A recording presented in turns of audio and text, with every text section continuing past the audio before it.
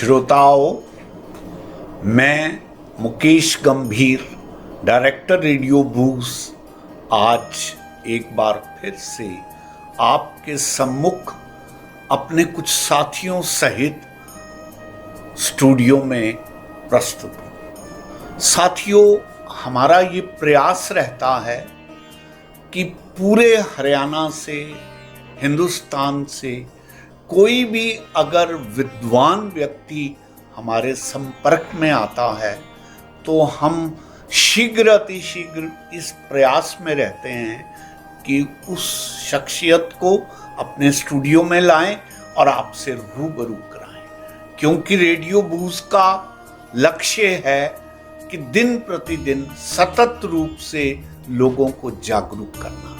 और इस जागरण के प्रोसेस में अगर कोई विद्वान पुस्तक का लेखक है, पीएचडी है या अदरवाइज वो ज्ञान का कोई भंडार रखता है तो हम उसको आपसे साझा करने के लिए पूरा प्रयास करते हैं। इसी श्रृंखला में आज मेरे सहयोगी श्री सतीश आर्य भिवानी से रिटायर्ड लेक्चरर रहे हैं, वो आए हुए हैं। साथियों, डॉक्टर सतीश आर्य और मैं वैश्य कॉलेज भिवानी में इकट्ठे टीच करते रहे हैं और हम दोनों का ये प्रिविलेज है कि श्री वशिष्ठ जी हमारे दोनों के वहाँ विद्यार्थी रहे हैं।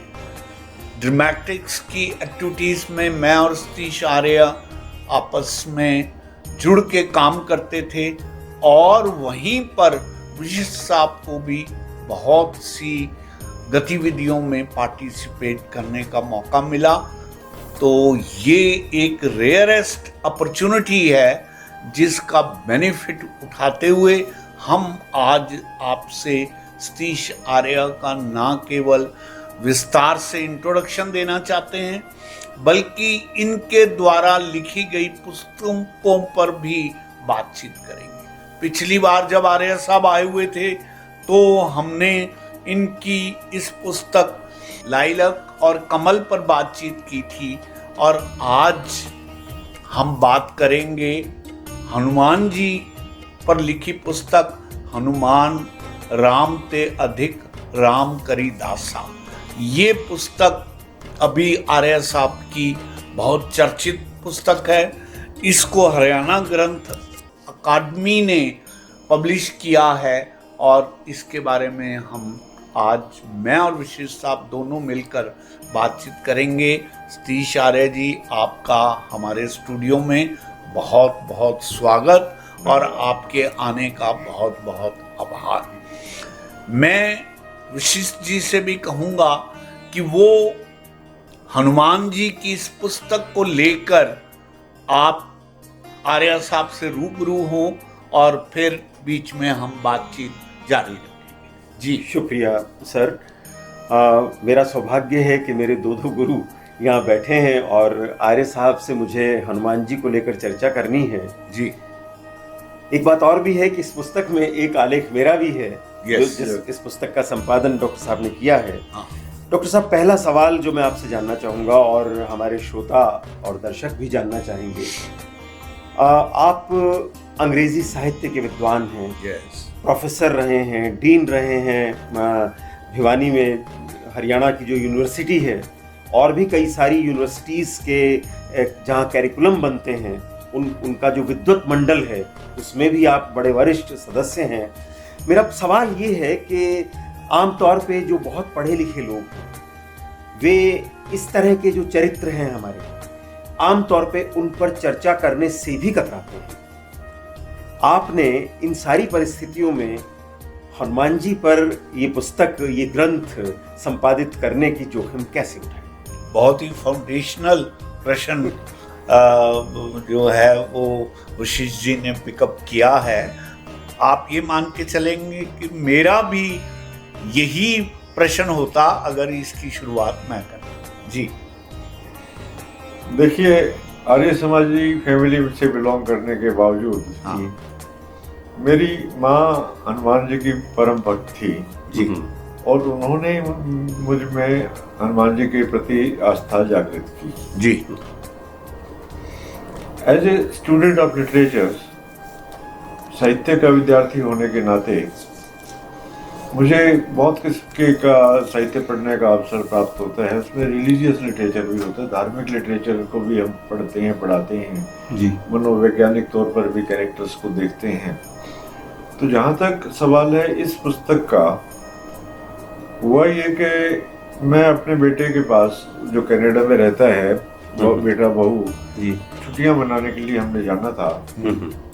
तो मेरी पत्नी जो बहुत भक्ति भाव रखती है हनुमान जी के प्रति, उन्होंने वाल्मीकि की रामायण अपने साथ रख ली। ओके। बहुत मोटी पुस्तक थी। हाँ। और मैंने ऑब्जेक्शन भी किया कि इतनी मोटी किताब, इतना वजन बढ़ जाएगा। लेकिन उन्होंने कहा कि अब हमारे पास छुट्टी में पूरा समय होगा और मैं इसको पढ़ना चाहती हूँ। ठीक। तो छुट्टियों का उपयोग करते हुए उन्होंने वाल्मीकि रामायण को पूरे भक्ति भाव से पढ़ा। ओके। उसके बाद उन्होंने कहा कि आप भी पढ़ो। मैंने कहा उतने भक्ति भाव से तो मैं नहीं पढ़ सकता, लेकिन साहित्य का विद्यार्थी होने के नाते मैं इसको दूसरे एंगल से, दूसरे दृष्टिकोण से पढ़ने की कोशिश करता हूँ। तो फुर्सत पूरी थी तो मैंने सोचा कि क्यों ना, ये तो दुनिया का सबसे महान ग्रंथ में से एक माना जाता है, तो मैंने इसको पढ़ना शुरू किया। जी। और जैसे जैसे मैं पढ़ता गया तो भगवान वाल्मीकि का जो विजन था भगवान राम के बारे में, वो तो मेरे सामने आता ही गया। और ये बात साफ होती चली गई कि शायद इससे बड़ा ग्रंथ और इस इतने कैनवस का ग्रंथ दुनिया में और कोई है नहीं। क्या बिल्कुल। तो उस दौरान जब मैं पढ़ रहा था तो हनुमान जी का कैरेक्टर सुंदरकांड में जैसे आना शुरू हुआ, तो मुझे ये लगने लगा कि हनुमान जी जैसा कोई चरित्र भारतीय माइथोलॉजी में तो है ही नहीं। अगर और गहराई से देखें तो, क्योंकि मैंने क्रिश्चियन माइथोलॉजी भी पढ़ी है, ग्रीक, रोमन, चाइनीज, जापानीज, अंग्रेजी साहित्य का विद्यार्थी होने के नाते मेरा इन सब से परिचय रहा है। तो अचानक मुझे ऐसा महसूस हुआ कि हनुमान जी जैसा कैरेक्टर विश्व की किसी भी माइथोलॉजी में नहीं है। ठीक। और इसके ऊपर मैं बहुत विचार करता रहा, गहन विचार किया। 3-4 महीने की छुट्टी के बाद मैं वापस जब भारत आया तो मेरे दिमाग में आया कि वाल्मीकि रामायण तो पढ़ ली है, एक बार रामचरितमानस को दोबारा पढ़ा जाए। बिल्कुल। तुलसीदास की। तो फिर वही प्रश्न उठा जब मैं सुंदरकांड में पहुंचा। तो फिर हनुमान जी के चरित्र को एक तरह से रिवैल्यूएट करने का अवसर मुझे मिला। तब 2 महान ग्रंथ हिंदू संस्कृति के, भारतीय संस्कृति के, रामायण और रामचरितमानस, दोनों को मैंने क्योंकि गहन अध्ययन किया, तो उसके बाद मेरा ये विचार और ज़्यादा मजबूत हो गया कि हनुमान जैसा चरित्र विश्व की किसी भी माइथोलॉजी में मुझे नजर नहीं आया। ठीक। और वहाँ से मुझे लगा कि मुझे हनुमान जी के ऊपर जो मेरी ऑब्जर्वेशंस हैं एक पुस्तक लिखनी चाहिए। लेकिन फिर मुझे लगा कि मेरे पास इतना समय भी नहीं है और शायद सामर्थ्य भी नहीं है कि मैं स्वयं अकेला हनुमान जी के ऊपर कोई किताब लिखूं। तो मैंने अपने मित्रों से बातचीत करनी शुरू की और ईश्वर वशिष्ठ से भी बात हुई और जो मेरे विद्वान साथी थे। तो मैंने कहा कि मैं किताब एडिट करना चाहूँगा और उस किताब को एडिट करने से पहले हमने कुछ टॉपिक्स डिसाइड किए। ठीक। और मेरे जो अलग अलग यूनिवर्सिटीज़ में, कॉलेजेस में प्रोफेसर साथी थे, कुछ छात्र भी थे, कुछ में से सीनियर भी थे, उन सब से बात करके उनकी मनपसंद का टॉपिक, जो हमने 17-18 टॉपिक डिसाइड किए थे कि आप इस पे लिख सकते हैं, तो जिसने जो कहा उसके अनुसार हमने टॉपिक अलॉट कर दिए। और इस प्रकार से एक बहुत ही, जिसको कहेंगे मल्टी डायमेंशनल बुक तैयार हो गई। उसको एडिट किया गया, उसका मैन्युस्क्रिप्ट हमने हरियाणा ग्रंथ अकादमी को भेजा और मेरे लिए ये खुशकिस्मती थी कि उनका जो पैनल था उन्होंने इस किताब को अप्रूव किया, एक्सेप्ट किया और हरियाणा ग्रंथ अकादमी ने ही इस पुस्तक को। तो साथियों, ये वो पुस्तक है जिसमें देश भर के जो अलग अलग इस भक्ति भाव से ओतप्रोत लेखक हैं उनके द्वारा, जिसमें हमारे विशिष्ट जी भी शामिल हैं, उनके द्वारा लेख लिखे गए हैं। और ये लेख हनुमान जी के व्यक्तित्व के अलग अलग पहलुओं को बहुत स्पष्ट ढंग से जो है वो स्पष्ट करते हैं। तो आप में से जो लोग इच्छुक हैं हनुमान जी के इन अलग अलग पहलुओं को जानने के लिए, वो आप इस पुस्तक को पढ़ सकते हैं। और ये जैसे कि पहले बताया, हरियाणा ग्रंथ अकादमी द्वारा पब्लिश पुस्तक है, बहुत रीजनेबल रेट पे अवेलेबल हैं और आप इसका अध्ययन कर सकते हैं। जी आर्या साहब, यहाँ एक बात मैं गंभीर साहब और कहना चाहूँगा जी। ये पुस्तक सिर्फ भक्ति भाव के एंगल से नहीं लिखी गई। हाँ। इसमें हनुमान जी के ऊपर क्रिटिकल लेख हैं और अलग अलग ढंग से विश्लेषणात्मक ढंग से ये लेख लिखे गए हैं। ठीक कुछ है। भक्ति भाव के भी हैं, लेकिन आमतौर पर इंटेलेक्चुअल एंगल हमने रखा है इसमें। और उस ढंग से हमने हनुमान जी का चरित्र चित्रण। क्या कारण है, आप जरा इसको स्पष्ट करें तो मैं समझता हूं कि इन लेखों की जो पृष्ठभूमि है वो भी स्पष्ट हो जाएगी। और अगर आप इजाज़त दें तो, क्योंकि विशिष्ट साहब ने भी एक लेख लिखा हुआ है, तो हम उसी लेख के बारे में इनसे पूछते हैं और उसकी पृष्ठभूमि की भी बात करते हैं, फिर आप ऐड ऑन करते जाइए। देखिए गंभीर साहब, जब ये पुस्तक लिखने का या एडिट करने का दिमाग में विचार आया, तो एक सबसे पहले दिमाग में जो बात आई कि हनुमान जी के ऊपर भक्ति साहित्य तो बहुत लिखा गया है। यस। गीता प्रेस गोरखपुर ने और बहुत विद्वानों ने अपने ढंग से कल्याण का कोई भी अंक उठा लीजिए। तो मेरे दिमाग में जो बात आई थी, क्योंकि जब मैंने शुरू किया था रामायण पढ़ना, तब भी यही था कि मैं क्रिटिकल एंगल से उसको पढ़ना चाहता था, इंटरप्रिटेशन करना चाहता था। ठीक है। तो मेरा जो फोकस था वो इस बात पे था कि भक्ति का तो एंगल आएगा ही आएगा, कोई भी जब हनुमान जी के ऊपर किताब लिखी जाएगी, लेकिन भक्ति के अलावा इसका विश्लेषणात्मक अध्ययन होना चाहिए। उनके क्रिटिकल स्टडी होनी चाहिए, जिसमें न केवल भक्ति हो, भक्ति के अलावा जो इंटेलेक्चुअल एंगल है वो डेवलप करना है। ठीक का प्रयास किया। ठीक है। तो आपकी इजाजत है तो हम शुरुआत करें। जी। सर, एक कंपैरिजन आप देखिए, आपने वाल्मीकि रामायण को पढ़ा, हनुमान जी का जब पहला परिचय किष्किंधा पर्वत के आसपास श्री राम लक्ष्मण से होता है जी, तो उस समय हनुमान बिल्कुल शुद्ध संस्कृत में संवाद करते हैं जी। और जब हनुमान उनसे बातचीत करके चले जाते हैं तो श्री राम लक्ष्मण से कहते हैं कि देखो लक्ष्मण, कितना शुद्ध उच्चारण है, क्या शालीनता है, क्या विद्वत्ता है। हनुमान उस समय ब्राह्मण के वेश में आते हैं। और मैं निश्चित कह सकता हूं कि जिस राजा के पास ऐसा दूत है या ऐसा मंत्री है, उसका वैशिष्ट्य बिल्कुल अलग होगा। ठीक। तो हनुमान जी के का जो चरित्र है, जहां हनुमान जी का पहला प्रवेश है रामायण में, वहीं से वो एक अद्भुत चरित्र बनता है जी। और ये अलग बात है कि आज हमारे पास कंपैरिजन करने के लिए तुलसीदास भी हैं। तुलसीदास तो भक्त हैं, तो तुलसीदास ने वो जो दास का भाव है, आपने भी इस बात को लिखा है, हनुमान से बड़ा कोई दास नहीं है, वो अद्भुत दास है।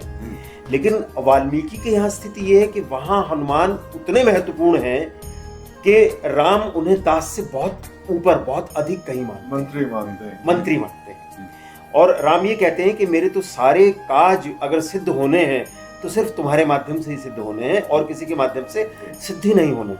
जब लंका का प्रकरण आता है, लंका के प्रकरण में लोगों को खोजने के लिए, रावण को खोजने के लिए इधर उधर भेजा जाता है, सबको होमवर्क दे दिया जाता है, लेकिन हनुमान को रोक लिया जाता है। हनुमान भी चकित हैं, क्यों मुझे काम नहीं मिल रहा। और हनुमान अपनी शक्ति से परिचित भी नहीं है कि मैं जा सकता हूँ। तब श्री राम उन्हें अपनी वो अंगूठी देकर, सीता की अंगूठी जो उनके पास है वो देकर उन्हें कहते हैं कि अब तुम दक्षिण में जाओ। और तब हनुमान जी को याद दिलाया जा सकता है कि उस दूरी को आप एक छलांग में पार कर सकते हैं। तब हनुमान जाते हैं। तो मूलतः मैं ये कहना चाहूंगा, आपने तो इन सारी चीजों को देखा ही, इसमें जितने आर्टिकल इस पुस्तक में हैं उन सभी लोगों ने हनुमान में वैशिष्ट्य को देखा, विभिन्न जो गुण हैं हनुमान के उन्हें देखा। एक और चर्चा छोटी इसमें करना चाहूंगा, आपने इसको देखा है, ऐसा ही कैरेक्टर महाभारत में श्री कृष्ण का है। श्री कृष्ण के सामने आप हाथ जोड़ के भक्ति भी कर सकते हैं और श्री कृष्ण से आप कूटनीति और राजनीति भी सीख सकते हैं। यही बात हनुमान पर लागू होती है। हनुमान कितने डिसिप्लिन्ड हैं। जिस आज आप कहते हैं जापानीज स्टाइल ऑफ वर्किंग, इससे पहले हनुमान उस बात को सिद्ध कर देते हैं। उनकी मैनेजमेंट को लेकर बहुत सी बातें, हाँ, इसमें आर्टिकल है उनकी मैनेजमेंट को लेकर। तो मैं डॉक्टर साहब ये जानना चाहूंगा कि जब आपने ये काम हम सब लोगों को, क्योंकि मैं उसमें एक था, हम सब लोगों को बांटा, आप सबने चर्चाएं की, तब आपने भी जरूर परखा होगा कि ये आदमी इस विषय पे ठीक काम कर सकता है, ये आदमी इस विषय पे ठीक काम कर सकता है। दो चार ऐसे भी रहे होंगे जो भक्ति भाव वाले लोग थे जिन्होंने कहा जी हम तो यही लिखेंगे। तो थोड़ा सा उस विषय में जब लोगों से आपने कांटेक्ट किया, इस सामग्री को आप किस तरीके से एकत्रित कर पाए या करवा पाए, उस पर भी थोड़ा सा प्रकाश डालें। शिश जी, इससे पहले ये आर्य साहब से हम जवाब लें, कृपया आप हमारे श्रोताओं को बताने का प्रयास करें कि आपने अपने लेख का टाइटल क्या रखा है और क्या उसका सेंट्रल थीम आपने मेंटेन किया। मैंने तो वही बात कही, मेरा तो मूल मैनेजमेंट को लेकर ही आइडिया है कि हनुमान अब जो निर्णय लेते हैं उस पर स्टिक होना जानते हैं। हनुमान किसी अपने लिए हुए निर्णय को या अपने स्वामी के द्वारा बताए गए किसी भी काम को लेकर वो क्वेश्चन नहीं करते। ठीक। और सबसे बड़ी बात ये है कि वो वहां तक पहुंचना चाहते हैं, उसे पूरा करना चाहते हैं। ठीक। इसीलिए हनुमान को जो काम दिए गए वे सारे काम सिद्ध हुए। मैनेजमेंट में अगर आप कंपैरेटिवली देखें तो एक अच्छा मैनेजर कौन होता है? जो अपने बॉस से सारी इंस्ट्रक्शन ले और जो इंस्ट्रक्शन बॉस ने नहीं दी उन चीज़ों को भी पूरा कर दे। एक संदर्भ, बड़ा विचित्र संदर्भ इसमें आता है। जब वर्षा ऋतु आरंभ हो जाती है तो सुग्रीव कहता है कि मैं अपने वानरों की सेना को वर्षा ऋतु के बाद कहीं इधर उधर भेज पाऊंगा, क्योंकि अभी तो चारों तरफ नदियाँ उफन रही हैं, कीचड़ है, फिसलन है, ऐसे में खोजना बड़ा मुश्किल होगा। मजेदार बात यह है कि वो जाके भोग विलास में लिप्त हो जाता है, वो भूल जाता है, लेकिन हनुमान नहीं भूलते। वर्षा ऋतु जब समाप्त हो जाती है तो लक्ष्मण को बड़ा गुस्सा आता है, श्री राम को बड़ा गुस्सा आता है कि ये आदमी चुपचाप बैठा हुआ है, इसके वानर आएंगे कब, ये कब उन्हें बोलेगा, कब आएंगे, वर्षा ऋतु समाप्त हो गई है। उस समय ये पता लगता है, हनुमान बहुत धीमे स्वर में ये सूचना देते हैं कि स्वामी मैंने कर दिया है, ये कार्य मैं कर चुका हूं और वे सारे वानर आज कल में ही पहुंचने वाले हैं और आज कल में पहुंच जाते हैं। तो अच्छे मैनेजर का गुण ये है कि वो अपने बॉस की, अपनी कंपनी की जरूरतों को समझते हुए टाइम से पहले प्लानिंग करके इंस्ट्रक्शंस जारी करते। वैसा ही हनुमान करते हैं। ठीक। और अपने स्वामी को भी तो वही बचाते हैं लक्ष्मण के गुस्से से कि जाके दोनों तरफ से वो जो है जो जिस ढंग से एडजस्ट करते हैं सारी चीजों, लक्ष्मण तो भस्म कर देंगे, लक्ष्मण तो भस्म कर देंगे। इससे भी एक सुंदर जो उदाहरण मेरे दिमाग में आता है जी कि जब संजीवनी बूटी लेने जाते हैं हनुमान जी तो वहाँ कंफ्यूजन हो जाता है कि भाई ये बूटी है या ये बूटी है। हाँ। तो एडमिनिस्ट्रेशन की, जब मैनेजरियल स्किल की जब आप बात करते हैं जी जी, तो वहाँ जो एफिशिएंसी का एक सिद्धांत है कि quick decision and right decision. तो उस समय उनके पास समय भी नहीं था और उन्होंने डिसीजन लेना था, निर्णय लेना था कि क्या करना है। तो उस समय जो निर्णय यही था कि इस पहाड़ को ही उठा के लेके चल, पहाड़ को उठा के ले गए। और तो कई जगह पर जहाँ राम भी एजिटेट करते हैं, जहाँ राम भी अपने दिमाग में क्लियर नहीं है कि ये किया जाए या ये किया जाए, वहाँ हनुमान जी की जो मैनेजरियल स्किल है या लीडरशिप क्वालिटी है वो काबिल तारीफ है। उस पर्वत के सामने जाके आप नोट कीजिए डॉक्टर साहब, हनुमान कहते हैं हे विशल्यकर्णी बूटी, मैं तुम्हें लेने आया हूँ। श्री राम को आवश्यकता है, लक्ष्मण मूर्छित हैं, आप कृपया आ जाएं। और सारी जड़ी बूटियां पर्वत समेत रिस्पॉन्ड ही नहीं करती। और सुरसा वाला केस भी देखते हैं कि कैसे वो सुरसा के मुंह से निकल जाते हैं, हाँ। क्षुद्र रूप धारण करके निकल, यानी वो बड़े हैं तो वो छोटे भी होना जानते हैं, मच्छर की तरह निकल जाते हैं मुंह से। और जो सीता से माता से जो पहला उनका जो तारुफ होता है, तो वो सारी बात को समझते हैं कि अगर मैं सीता जी के सामने प्रत्यक्ष रूप से प्रकट होता हूँ तो हो सकता है कि सीता माता मेरा विश्वास ही ना करें। तो कितने खूबसूरत ढंग से, कितने बौद्धिक ढंग से सारा एनालाइज करके वो एक स्ट्रेटेजी बनाते हैं कि इस ढंग से मैं अपने आप को सीता जी के सामने, भाषा का चयन भी करते हैं, भाषा का भी चयन। मजेदार बात यह कि वो पेड़ पर बैठकर अवधी भाषा में जो वहां की बोली है अयोध्या की, उस भाषा में बोलकर वो बताते हैं कि मैं श्री राम का दास हूँ और श्री राम इस समय संकट में है, वो यहाँ तक पहुंच गए, आ गए। पूरी कहानी, उस कहानी को सुनकर सीता विश्वास कर पाती है। उसके बाद वो आके नीचे बैठ जाते हैं, बिल्कुल बालक की तरह से वो उन्हें आशीर्वाद देती हैं। तब जाके वो अंगूठी देते हैं। और रावण के दरबार में उनका दूसरा रूप है, वहाँ जो क्वालिटीज होनी चाहिए, और जो तो इस सारे प्रकरण से ये लगता है कि हनुमान जी इंटेलेक्चुअली बहुत ही ज़्यादा शार्प थे, बहुत साउंड थे, डिसीजंस लेने में बहुत ही क्विक थे और राइट डिसीजन लेते थे। और जो आपने बात कही कि अपने जो मालिक हैं उनकी आज्ञा का भी पालन करना है, लेकिन जहाँ उनको लगता है कि हमें कुछ अलग करना है तो इनिशिएटिव लेके कर लेते थे। डॉक्टर श्रीशार्य, अभी ऑफिस में बैठे हुए आपने मुझसे जिक्र किया कि आज कलयुग के दौर में भी अधिक टेम्पल जो हैं वो हनुमान जी के हैं बनिस्बत की बाकी के देवी देवताओं। नहीं, श्री राम के, सीधा सीधा कह सकते हैं। हाँ, तो इसके लिए आप मुझसे बात कर रहे थे कि उनको कोई वरदान दिया गया इस बात का कि कलयुग में भी उनकी शक्तियों की, उनकी पूरी जो महत्वता है उसको पहचाना जाएगा। माता सीता ने उन्हें वरदान दिया कि आप कलयुग के में अमर रहेंगे, आपकी मृत्युंजय हैं, आप चिरंजीव हैं, आपकी कभी मृत्यु नहीं होगी। और इसीलिए इस पुस्तक का जो सब टाइटल है राम ते अधिक राम करिदासा, कि जो राम कर सकते हैं उससे भी कहीं अधिक दास कर सकता है, हनुमान कर सकते हैं। तो बहुत सोच समझ के हमने इस पुस्तक का जो सब टाइटल था तो कुल मिला के कितने लेख हैं इस पुस्तक में? इस पुस्तक में कुल मिलाकर लेख हैं 17, 1 दर्जन से अधिक हैं। 17 लेख हैं। 17 लेख। ओके, तो एक लेखक तो विशेष जी हमारे सामने बैठे हैं, कुछ और प्रोमिनेंट लेखकों के नाम आप बताना चाहेंगे? विनोद शाही हिंदी साहित्य के बड़े विद्वान हैं, बड़े चिंतक हैं, क्रिटिक हैं। युगांतर को समझने की कुंजी है हनुमान। एक किस प्रकार से एक एज से दूसरे एज में जैसे ट्रांजिशन होता है, उसी प्रकार से जनमानस की अवधारणा हनुमान जी के बारे में परिवर्तित होती रहती है। जो आरंभ में जो हनुमान जी की का रूप था, स्वरूप था जनमानस के माइंड में, 21वीं सदी तक आते आते उसका रूप बदल गया। Yes. और बीच के अंदर भी हम देखते हैं कि कहीं पर वो भक्त के रूप में है, कहीं पर वो दास के रूप में है, कहीं पर वो लीडर के रूप में है, कहीं पर वो हिंदू धर्म के रक्षक के रूप में है। और आज के ज़माने में हम देखें तो एक एग्रेसर के रूप में हमें नजर आते हैं। yes. जो दुश्मन का है, दूसरे जो विधर्मियों का विनाश करें।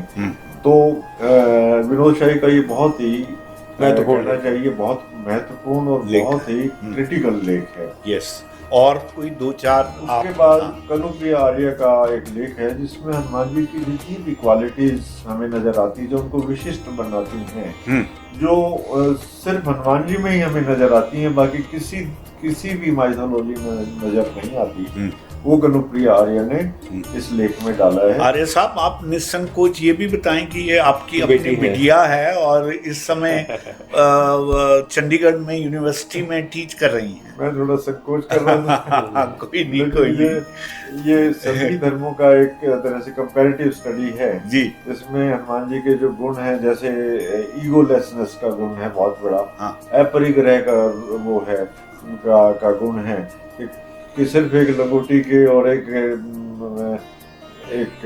गदा के और हाँ कुछ भी नहीं है। हाँ। बाकी विश्व की जितनी भी माइथोलॉजीज हैं उसमें बड़े बड़े हीरो हैं, वीर हैं, महावीर हैं, लेकिन हर एक में कोई ना कोई कमी है। कोई किसी में चारित्रिक दोष है, किसी में एम्बिशन बहुत है, कोई पैसा इकट्ठा करना चाहता है। लेकिन हनुमान जी एक ऐसे चरित्र हैं विश्व की माइथोलॉजीज में जिसमें किसी किस्म का कोई अपरिग्रह नहीं है, जिनमें कोई अहम भावना नहीं है, जिनमें कंप्लीट सरेंडर है, ईगोलेसनेस है। ये क्वालिटीज हमें कहीं और नहीं मिलती। इसीलिए तो दास जो है वो स्वामी से बड़े हो जाते हैं। और एक बात जो कनुप्रिया ने विशेष तौर से जो इंगित की है वो ये है कि हम आमतौर पे महावीर के रूप में हनुमान जी को मानते हैं। हाँ। लेकिन जहाँ तक हनुमान जी का प्रश्न है वो एक शांति दूत भी थे। जहाँ तक हो सकता था वो युद्ध को अवॉइड करने का प्रयास। रावण के पास गए कि युद्ध, हाँ आप माता सीता को लौटा दीजिए, युद्ध समाप्त हो जाएगा। हाँ। और युद्ध क्षेत्र में भी पहला अटैक कभी हनुमान जी ने नहीं किया।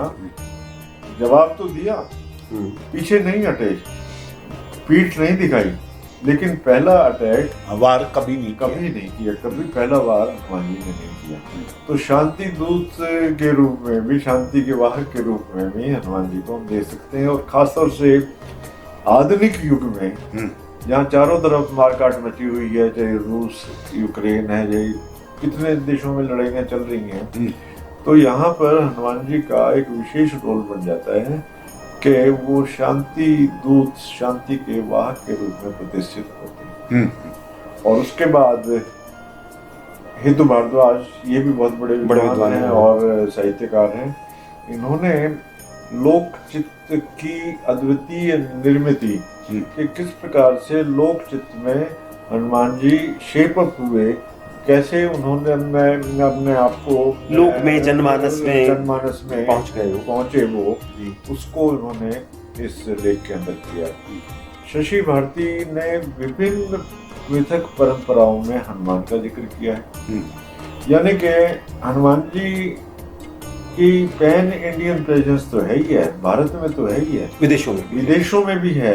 लेकिन जैसे जैसे यहाँ के लोग दूसरे देशों में गए, वो समय और काल के अनुसार, काल और स्थान के अनुसार थोड़ा थोड़ा परिवर्तन होता गया और हनुमान जी के रूप जो है थोड़े थोड़े बदलते चले गए। ये शशि भारती ने किया है।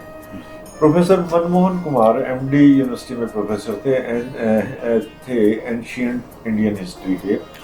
इन्होंने कला, इतिहास और संस्कृति में हनुमान जी को कैसे रिप्रेजेंट किया, इसको उन्होंने चित्रों के साथ बाकायदा बहुत सारी पेंटिंग्स में उनका इस्तेमाल हुआ है करके वो किया। और अशोक वर्मा ने ब्रह्मचर्य का जो एक बहुत इम्पोर्टेंट कैरेक्टरिस्टिक है, बहुत इम्पोर्टेंट गुण है, उसको लिया है। राजनीतिक चातुर्य पूर्व भारद्वाज ने किस प्रकार से राजनीतिज्ञ के रूप में वो उन्होंने अपने आप को एस्टेब्लिश किया। और राजेश्वर वशिष्ठ ने उनके नेतृत्व और दायित्व बोध की बात की। चंद्रपाल शर्मा जो आज के बहुत प्रसिद्ध कवि हैं, कुमार विश्वास के पिता हैं, इन्होंने भक्ति के एंगल से इनको नीतिज्ञ हनुमान के रूप में कितने नीतिज्ञ थे और नीति और अनीति के बीच में क्या है। तो और डॉक्टर उपकार सागर भारद्वाज जो एक विद्वान हैं हिंदुइज्म के, उन्होंने भक्ति जो हनुमान जी के जो भक्ति भाव है उसको लेकर इनका लेख है। तो इस प्रकार से हम देखते हैं कि बहुत सारे विद्वान बहुत बड़ी शानदार अलग ढंग से हनुमान जी को अपने अपने ढंग से इंटरप्रेट करने की। आशीष जी, मैं एक बात जानना चाहूँगा, आप और स्तीशार दोनों इसमें मेरी मदद करें। देखिए, मेरा मानना है हनुमान जी का चरित्र अपने आप में बहुआयामी है और अद्भुत है, अनूठा है। लेकिन तुलसीदास जी ने हनुमान चालीसा लिख के इनको मैं ये समझता हूँ कि बहुत अधिक आगे तक बढ़ाया और आम जनमानस के हृदय में इनको बसाने में हनुमान चालीसा का बड़ा योगदान। निश्चित रूप से सर, हनुमान चालीसा का योगदान है, रामचरितमानस का योगदान है, क्योंकि एक बात समझिए आप, वाल्मीकि ने जो कुछ लिखा उसकी भाषा थी संस्कृत, और आमतौर पे क्या होता था, तुलसीदास भी उसी परंपरा में रहे। तुलसीदास आरंभ में वाल्मीकि रामायण का अनुवाद करके उल्था करके लोगों को समझाते बताते थे। उसी से उनके मन में विचार भी आया कि अगर मैं जन भाषा में लिखूं, अवधि भाषा में लिखूं तो जन जन तक पहुंचेगा। हाँ। हनुमान चालीसा के बारे में तो ये कहा जाता है कि 12 वर्ष की उम्र थी जिस समय तुलसीदास जी की, राम बोला उनका नाम था, तो राम बोला को गुरु ने ऊपर एक चौबारे में रहने की जगह दी हुई थी। तो वो कहते थे रात को जब साए साए गंगा की आवाज आती मुझे बहुत डर लगता है, मैं क्या करूं गुरुजी, मुझे नीचे सोने की जगह दे दो। गुरुजी ने कहा तुम वहीं सोओगे, लेकिन कल से तुम हनुमान जी की भक्ति करो, हनुमान जी तुम्हें भूत प्रेत और डर से बचाएंगे। तो कहते ये है कि 12 साल की उम्र में हनुमान चालीसा तुलसीदास जी ने लिख दिया था। भूत प्रेत निकट नहीं आवे, महावीर जब नाम सुना। और यहाँ एक इंटरेस्टिंग बात मैं ये बताना चाहूंगा आपको कि हनुमान चालीसा को मैंने अंग्रेजी में आपने किया है, अनुवाद किया है, जो जल्दी ही, और उसमें बड़ी अद्वितीय चित्र भी संयोजित होंगे। चित्र भी।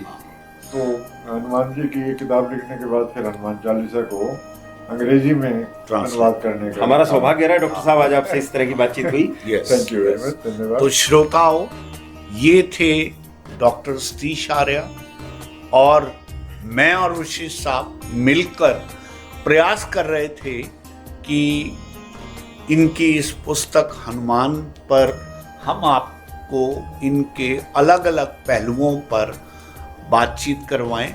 और मैं ये समझता हूँ कि आज की ये वार्तालाप बहुत सहायक साबित होगी आपको रामचरितमानस को समझने के लिए और हनुमान चालीसा और हनुमान के बारे में जानने के बारे में। हम तहे दिल से अपने सभी श्रोताओं की तरफ से आर्य साहब का आभार व्यक्त करते हैं। मैं निजी तौर पर आपका बहुत आभार व्यक्त करता हूं कि आपने समय निकाला और मेरे और वशिष्ठ साहब के साथ बातचीत की। इन्हीं शब्दों के साथ पुनः नमस्कार, इनका आभार व्यक्त करते हुए नमस्कार। मेरा भी आभार आप सबको।